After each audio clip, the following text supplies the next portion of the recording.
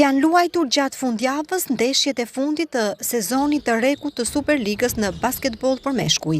Teuta Basket e ka mbyllur me fitore bindëse këtë fazë të Superligës, duke u renditur në vendin e dytë me 11 fitore dhe 9 humbje, ndërsa fokusi i skuadrave është përqendruar tani i gjithë tek play-offet.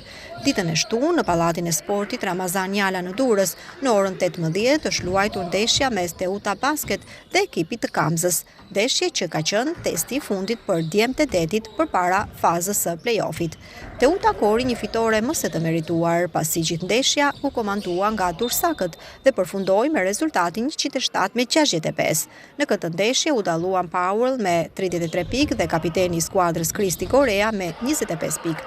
Ndeshjet e tjera që u luajtën në kuadër të javës së 20 të Superligës ishin Beslidhja Tirana që përfundoi me rezultatin 88-70 dhe Vllaznia Apollonia.